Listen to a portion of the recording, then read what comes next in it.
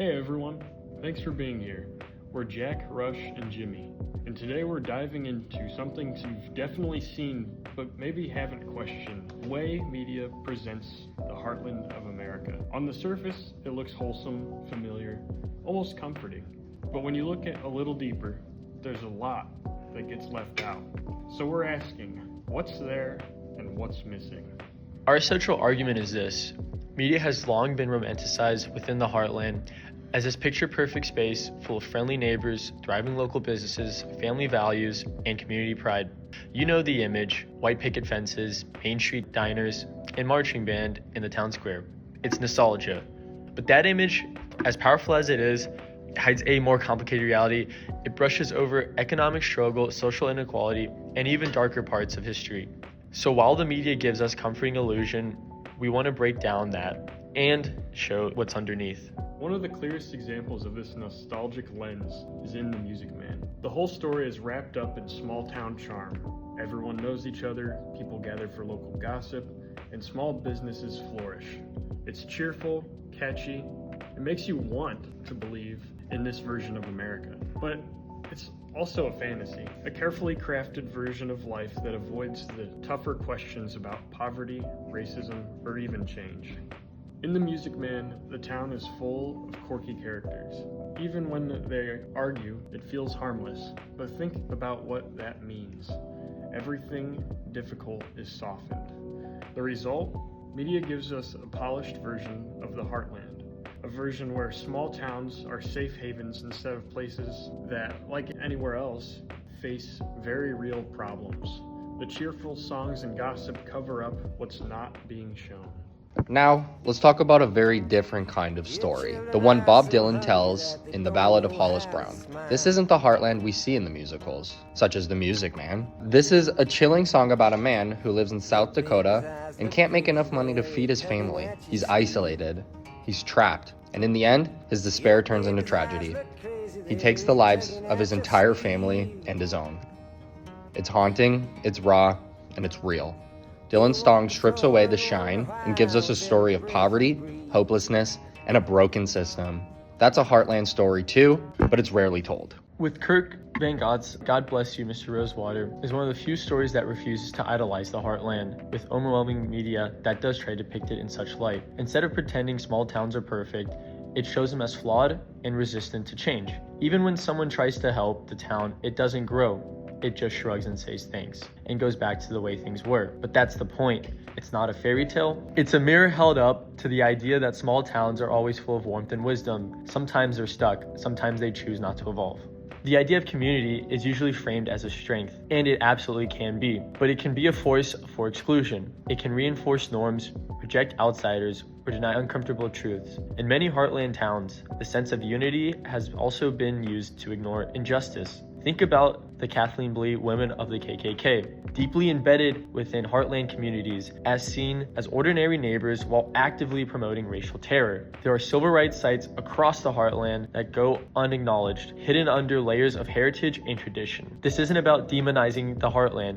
It's about recognizing that even the warmest places have shadows. And music plays with this tension too. Take Bruce Springsteen's Born in the USA. People wave flags to it, but if you actually listen to the lyrics, it's about a Vietnam vet that was abandoned by his country. It's frustration. It's disillusionment. Or John Mellencamp's Pink Houses. It sounds like a celebration of the American dream, but the lyrics are dripping with sarcasm. He's not praising the system, he's criticizing it. He shows how the dream only works for some, while a majority of the others are stuck. These songs aren't just entertainment, they're quiet protests, and they point out the cracks in this glossy surface. Much like Jimmy just discussed, let's look at Rudy. It's one of those classic underdog movies. People love it. Rudy works harder than everyone around him. He sacrifices, he hustles, and he never gives up. And for what? One play?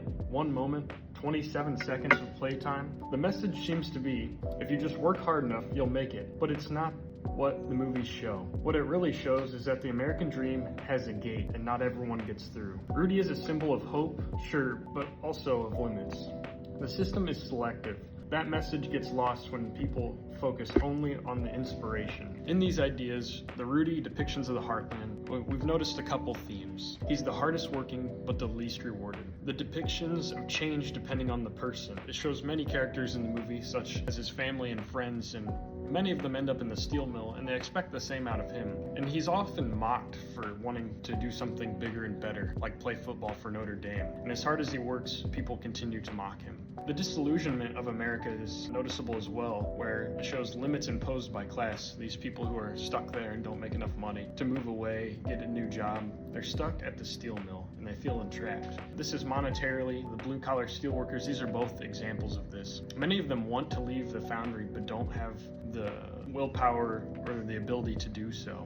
Rudy kind of shows as a symbol of hope, but also exclusivity. He wants to go to one of the most prestigious Catholic colleges, and it contributes to that idea of being stuck. Following the analysis of Rudy, I'd like to lead into more economic factors that depict the Heartland. Today we see that many portrayals of the American Heartland, including works like God Bless You, Mr. Rosewater, 40 Years Robbing Rural America, and Was GE CEO Jack Welch Bad for Business, focus heavily on decline. These sources describe the Heartland as a place of economic collapse, political bitterness, and cultural decay. They tell the story of small towns hollowed out by corporate greed, financial exploitation, and lost community values. And for a time, that picture had truth to it.